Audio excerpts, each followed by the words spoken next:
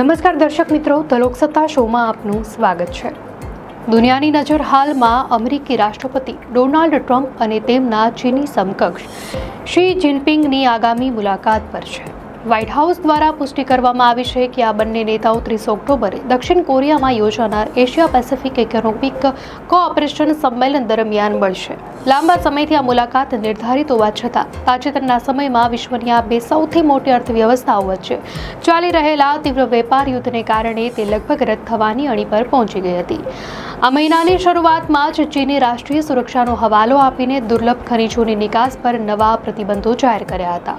નોંધનીય છે કે ચીનનો આ રેર અર્થ પર લગભગ સંપૂર્ણ નિયંત્રણ છે, જેનો ઉપયોગ અનેક આધુનિક હાઈટેક ઉત્પાદનો માટે અત્યંત જરૂરી છે. ચીનના પગલાંના જવાબમાં ટ્રમ્પે પણ નવેમ્બરથી તમામ ચીની માલસામાન પર 100% ટેરિફ વધારવાની ધમકી આપી હતી. જો કે આક્રમકતા બાદ બંને દેશોએ પોતાના વલણમાં થોડી નરમાશ લાવી અને વાતચીતની શક્યતાઓ તરફ ઇશારો કર્યો. આમ છતાં હાલમાં પણ બંને પક્ષો એકબીજા પર તણાવ વધારવા અને વૈશ્વિક બજારમાં સ્થિરતા ફેલાવવાનો આરોપ લગાવી રહ્યા છે. ટ્રમ્પે તો જાહેરાત કરી દીધી છે કે તેઓ ચીન સાથે ટેરિફથી લઈને રેર અર્થ સુધી દરેક વસ્તુ પર ડીલ કરવા માંગે છે, પરંતુ સંભવ છે કે તેમણે ચીનના ઇરાદાઓને ઓછો આંક્યો હોય, કારણ કે ચીન ટ્રમ્પ દ્વારા શરૂ કરાયેલા વેપાર યુદ્ધનો અત્યાર સુધીનો સૌથી સખત જવાબ આપી રહ્યું છે. સિંગાપોરની નેશનલ યુનિવર્સિટીના એસોસિએટ પ્રોફેસર ચોંગ ચા ઇયાન માને છે કે બંને દેશોમાં એવો વિશ્વાસ છે કે તેઓ એકબીજા કરતાં વધુ આર્થિક નુકસાન સહન કરી શકે છે અને કદાચ આ જ તેમની વાટાઘાટોની રણનીતિનો એક ભાગ છે. સુંગના મતે ટ્રમ્પની એક વ્યૂહરચના વર્ચસ્વની કસોટી છે. જો ચીન દબાણમાં ઝૂકે તો તે આગામી મહિનાઓમાં અમેરિકા ચીન સંબંધોની દિશા નક્કી કરી શકે છે. જો કે ચીન ઝૂકે તેવી સંભાવના ઓછી છે. તેઓ ભારપૂર્વક કહે છે કે શી જિનપિંગ ચીનની સત્તામાં પોતાનું સતત 13મું વર્ષ પસાર કરી રહ્યા છે અને તેમને પોતાને સાબિત કરવા માટે ટ્રમ્પ સાથેની કોઈ દ્વિપક્ષીય બેઠકની જરૂર નથી. રેર અર્થ ઉપરાંત ચીને અમેરિકાના સોયાબીન ક્ષેત્રને પણ નિશાન બનાવ્યું છે, જે અમેરિકી ખેડૂતોને અસર કરે છે, જેઓ ટ્રમ્પના મુખ્ય સમર્થક વર્ગ પૈકીના એક છે. સપ્ટેમ્બરમાં ચીનને અમેરિકી સોયાબીનની નિકાસ નવેમ્બર 2018 બાદ પહેલીવાર લગભગ શૂન્ય થઈ ગઈ, જ્યારે બ્રાઝિલ અને આર્જેન્ટિનાથી આયાત વધી ગઈ. ચીન વિશ્વમાં સોયાબીનનો સૌથી મોટો આયાતકાર છે, જેનો તે મુખ્યત્વે પશુ આહાર તરીકે ઉપયોગ કરે છે. એનાલિસિસ ફર્મ કેપિટલ ઇકોનોમિક્સના જુલિયન ઇવાન્સ પ્રિચર્ડ લખે છે કે અમેરિકી ટેરિફ હોવા છતાં ચીનની નિકાસ અપેક્ષા કરતાં વધુ મજબૂત રહી છે. જો કે સપ્ટેમ્બરમાં તેનાથી તેની જીડીપીમાં 0.3% ઘટાડો આવ્યો. જો આ વેપાર યુદ્ધ લાંબા સમય સુધી ચાલશે તો ચીનની સ્થિતિ નબળી પડી શકે છે, કારણ કે અમેરિકી આયાતકારો વૈકલ્પિક સપ્લાયરો અને સપ્લાય ચેઇનની શોધમાં ઝડપ લાવશે. ઉદાહરણ તરીકે, એપલે આ વર્ષે કહ્યું હતું કે તે અમેરિકામાં વેચાતા આઈફોનનું મોટા ભાગનું ઉત્પાદન ચીનથી ભારત ખસેડશે અને જૂનમાં નાઇકીએ પણ પોતાનું કેટલાક ઉત્પાદન ચીનમાંથી બહાર ખસેડવાની યોજના બનાવી હતી. ઇવાન્સ પ્રિચર્ડના મતે એવું માની લેવું બુદ્ધિમત્તાભર્યું નથી કે ચીને અમેરિકી ટેરિફ સામે કાયમી પ્રતિકારક શક્તિ વિકસાવી લીધી છે.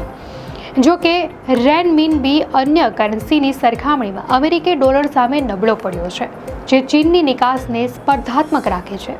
ચીનની અર્થવ્યવસ્થામાં નિકાસ હજી પણ વૃદ્ધિનું મુખ્ય એન્જિન છે, કારણ કે તે ઘરેલું વપરાશ વધારવા અને રિયલ એસ્ટેટ સંકટમાંથી બહાર આવવા માટે સંઘર્ષ કરી રહ્યું છે. કેટલાક નિષ્ણાંતો એવું પણ માને છે કે ચીન ટ્રમ્પને આંકવામાં ભૂલ કરી શકે છે. અમેરિકી થિંક ટેન્ક સ્ટિમ્સન સેન્ટરના સુન યુનના મતે ચીને અમેરિકાની વળતો પ્રહાર કરવાની ક્ષમતાને ઓછી આંકવાની ખતરનાક આદત વિકસાવી લીધી છે.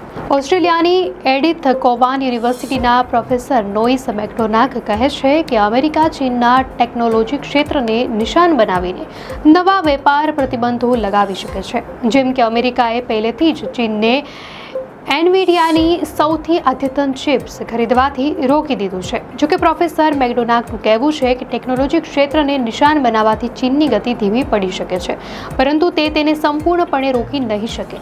કેટલાક વિશ્લેષકોનું માનવું છે કે બજારની પ્રતિક્રિયાને કારણે જ ટ્રમ્પને પોતાનું વલણ નરમ કરવું પડ્યું. 10 ઓક્ટોબરે ચીનના રેર અર્થની જાહેરાત બાદ ટ્રમ્પની સખત પ્રતિક્રિયા પછી અમેરિકી શેરબજારને $2 ટ્રિલિયન નુકસાન થયું હતું. તો બીજી તરફ ચીનની નીતિઓ બજારની ભાવનાઓથી ઓછી પ્રભાવિત થાય છે. કારણ કે દેશની નિર્ણય લેવાની પ્રણાલી અત્યંત કેન્દ્રીકૃત છે અને શી જિનપિંગને તાજેતરના દાયકાઓના સૌથી શક્તિશાળી ચીની નેતા માનવામાં આવે છે. ચીનની સત્તાધારી કમ્યુનિસ્ટ પાર્ટીનું સરકાર નિયંત્રિત ઉદ્યોગો પર સખત નિયંત્રણ રહે છે અને તેઓ કેન્દ્ર સરકારના નિર્દેશોનું પાલન પણ કરે છે. કેટલાક વિશ્લેષકો માને છે કે ચીન ટ્રમ્પના બીજા કાર્યકાળ માટે સંપૂર્ણ રીતે તૈયાર છે. તેઓ ટ્રમ્પની શૈલી અને વ્યૂહરચના, ટેરિફ, ટેક યુદ્ધ અને કોવિડ-19 મહામારીનો સામનો કરવાના લાંબા ગાળાના અભ્યાસના આધારે એક હાર્ડ ગેમ રમી રહ્યા છે. ટ્રમ્પના પ્રથમ કાર્યકાળમાં શરૂ થયેલા અમેરિકા ચીન વેપાર યુદ્ધે શીના આત્મનિર્ભર ચીનના એજન્ડાને વધુ પ્રોત્સાહન આપ્યું હતું. ત્યારથી ચીની નેતૃત્વએ આ વેપાર યુદ્ધને ઘરેલું રાષ્ટ્રવાદને મજબૂત કરવા અને અમેરિકી બજાર પરની નિર્ભરતા ઘટાડવાની તક તરીકે ઉપયોગમાં લીધું છે. આનાથી બેઇજિંગને તેની સપ્લાય ચેઇનને વ્યૂહાત્મક હથિયાર તરીકે ઉપયોગ કરવાનો આત્મવિશ્વાસ મળ્યો છે, જેનું એક ઉદાહરણ રેર અર્થની સપ્લાય રોકવાનો નિર્ણય છે. જો કે અમેરિકી થિંક ટેન્ક પેસિફિક ફોરમના પ્રોફેસર એલિઝાબેથ લારસ ચેતવણી આપે છે કે ચીનના નેતાઓ ટ્રમ્પના અહંકાર અને નબળાઈઓને પારખી ચૂક્યા છે. તેઓ કહે છે કે ટ્રમ્પ શક્તિશાળી પુરુષ નેતાઓ સાથે ત્યાં સુધી સારા રહે છે જ્યાં સુધી તેઓ તેમની સહનશીલતાની પરીક્ષા ન લે. જ્યારે આવું થાય છે ત્યારે ટ્રમ્પ વળતો પ્રહાર કરે છે. ચીનના નેતાઓએ ટ્રમ્પના સ્વભાવથી સાવધાન રહેવું જોઈએ. લારસ એ પણ ચેતવણી આપે છે કે ચીને ટ્રમ્પની અચાનક નિર્ણય લેવાની વૃત્તિથી સતર્ક રહેવું જોઈએ અને વ્હાઇટ હાઉસના deputy chief of staff Stephen Miller અને રાઇટ વિંગ કાર્યકર્તા લૌરા લુમર જેવા ટ્રમ્પના પ્રભાવશાળી સલાહકારોના અસરથી પણ સાવધાન રહેવું જોઈએ. અંતે એશિયા પેસિફિક ઇકોનોમિક કોઓપરેશન સંમેલનમાં ટ્રમ્પ અને શી જિનપિંગ વચ્ચે કોઈ સમજૂતી થઈ શકે છે, પરંતુ આ વાતની ઓછી જ સંભાવના છે કે બંને દેશો તેમના મૂળભૂત મતભેદોને જલ્દી ઉકેલી શકશે. દર્શક મિત્રો, આ માહિતી આપને કેવી લાગી? આપની પ્રતિક્રિયા અમને કોમેન્ટમાં ચોક્કસથી જણાવશો અને જો આપને આ વિડીયો સારો લાગ્યો હોય તો વિડીયોને લાઇક કરો અને ચેનલને સબસ્ક્રાઇબ કરો.